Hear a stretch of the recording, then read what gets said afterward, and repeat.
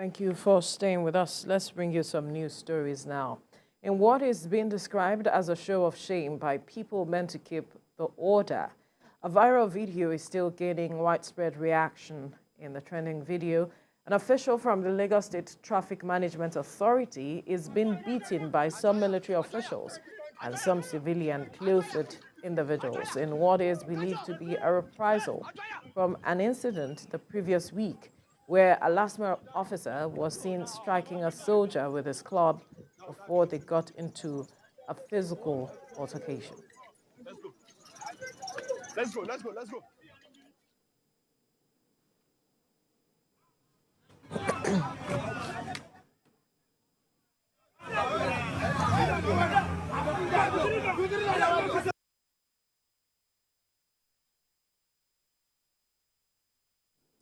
All right, and in Niger State, an aircraft that had departed Zungeru Primary School en route Kaduna was later discovered to have crashed near Chukuba village in Shiroro, local government area of the state. A Nigerian Air Force Mi-171 helicopter on a casualty evacuation mission crashed at about 1 p.m. near Chukuba village in Niger State. In a statement by the Nigerian Air Force, the aircraft was en route Kaduna. Correspondent Chelemi Bami tells us more. The helicopter was en route Kaduna on an evacuation mission from Zungeru Primary School after evacuating bodies of soldiers killed in a Sunday afternoon attack. It later crashed near Chukuba village in Shiroro Local Council, one of the most affected areas by bandits. Sources said 10 soldiers lost their lives in that attack and 50 bandits were killed, while many others sustained various degrees of injuries. There was a resurgence of attacks in the last 8 days around Wushishi, Munya and Kotungura axis. The Niger State Emergency Management Agency reported that about 1,000 persons have been displaced by these attacks, and some are currently in temporary IDP camps in some primary schools in Kotungura. The Nigerian Air Force said efforts are ongoing to rescue the crew and passengers on board the helicopter that crashed today, while preliminary investigations have commenced to determine the probable cause of the crash, although local sources in the village said the aircraft was shot down by one of the bandits' camps. No details yet regarding the details of persons on board the aircraft. The Niger State Governor Umaru Bago has also condoled the Nigerian Air Force over the incident and promises continual support to complement their efforts in combating terrorism.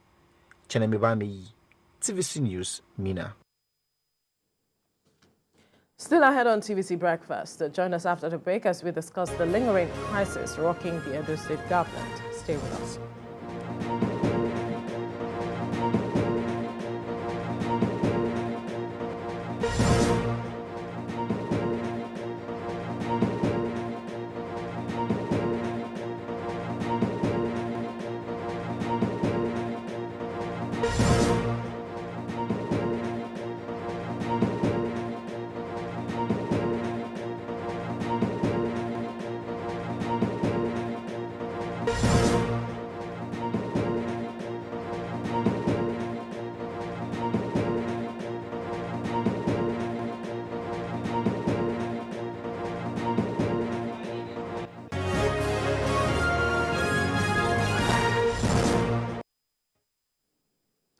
Thank you for staying with us. The crisis rocking the Edo State government has now gained nationwide attention as the governor of Edo State, Godwin Obaseki, and his deputy, Philip Shaibu, are at loggerheads.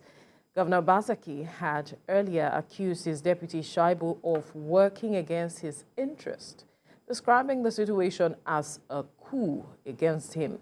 But the latter dismissed the allegation as baseless and untrue.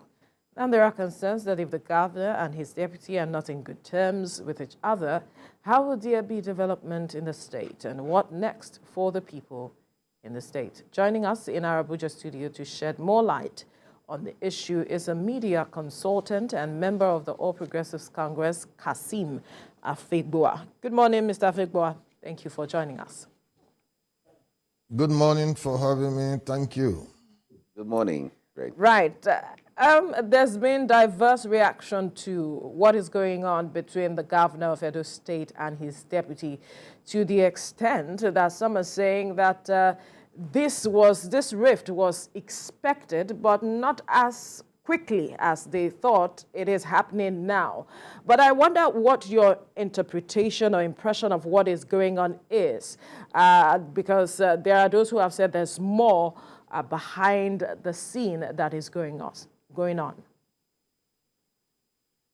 Well, thank you very much for the opportunity of this discussion. I think what is going on in Edo State is a comedy of errors.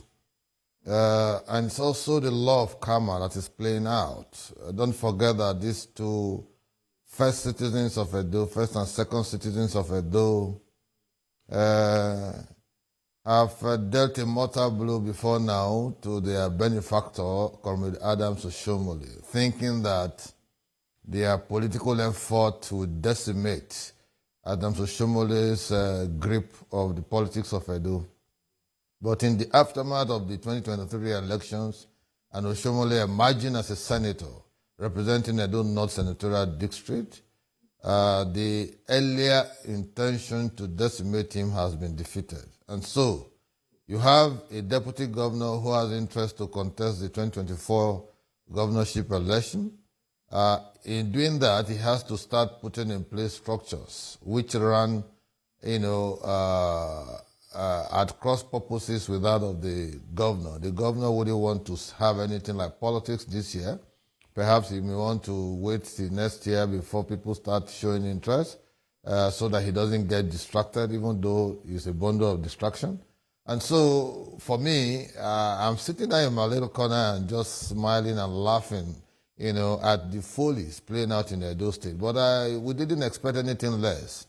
It was just the timing that we didn't know it would come so soon. Because I know for a fact that Philip Shaibu and Godwin Obaseki are two strange bedfellows who were just united by the fight against Oshomole. In terms of their own individual orientation, they are two different persons.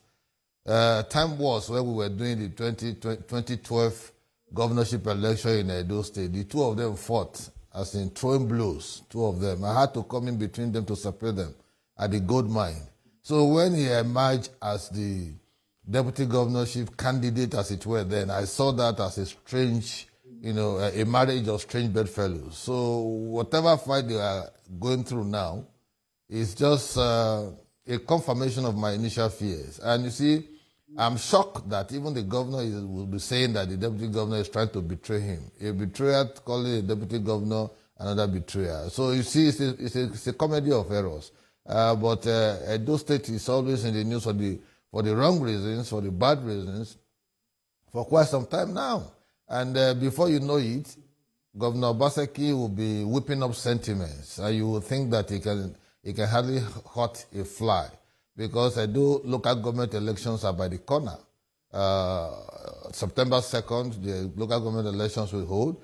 He's going around to campaign, and so he will be whipping up sentiment as if his deputy governor had given him a deep cut. But I love the optics. It's good for both of them. Whatever happens, in fact, the two of them deserve to be impeached, because they kept 40 members of validly elected in Edo State out of performing their statutory functions in the House of Assembly. They ran for 4 years, 10-member assembly. That particular incident is actually an impeachable offense. But we just laugh over inanities and bestialities in this country. When people are committing all manners of undemocratic conduct, we smile and laugh at them and think that they are doing the right thing. Now it has bounced back to them. They are now running helter-skelter. But I want you to go deeper so that the two of them can be shown the exit door from Edo politics. All right. Edo State is known to be a politically conscious state where people know their rights and they want to exercise it.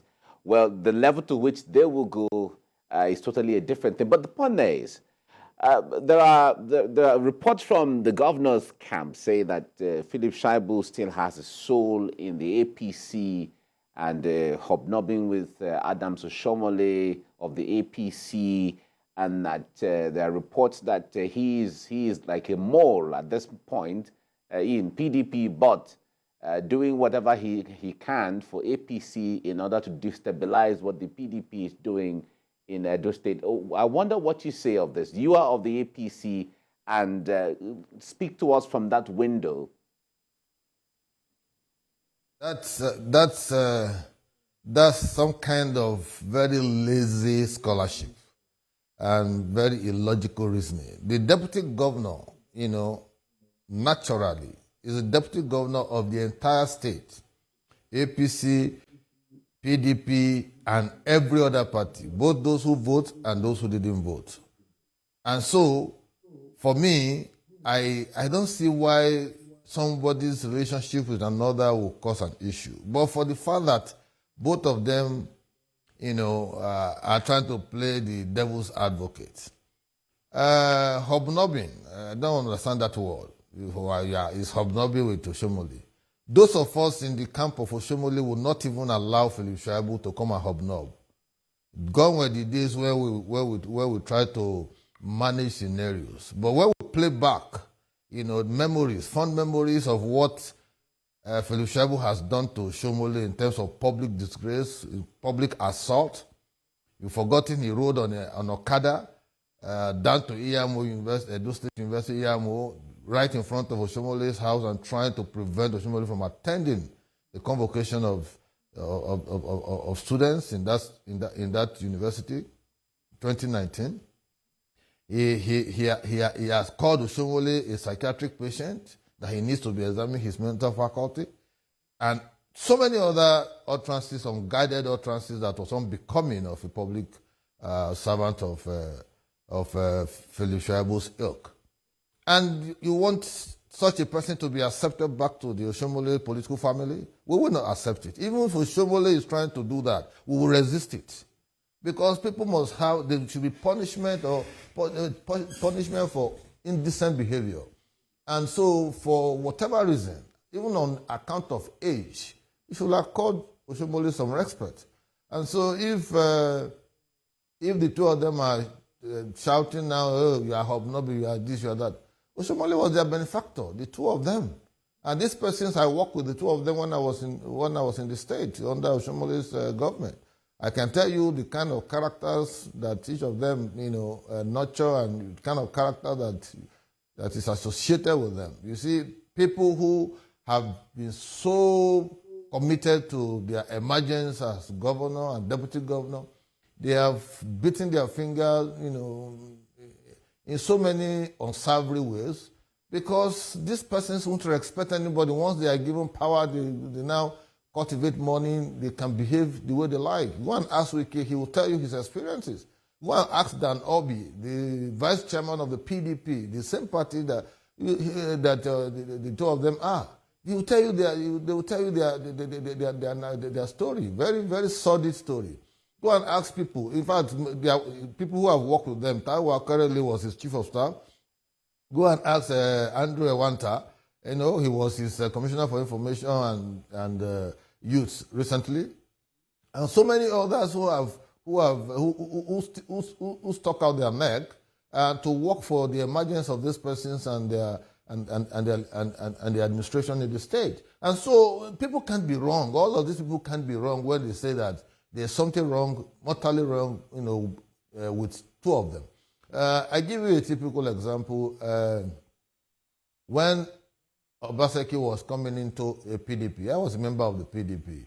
I resisted it because I said, if the man who was a member of APC could stick out his neck and, fight his benefactor, then it would be a problem trying to... Mr. Afegbua, I'm afraid we need to quickly go on a commercial break. So you need to just hold your thoughts for when we return. Then we'll come back to you to continue with your line of thoughts on this matter. Do stay with us.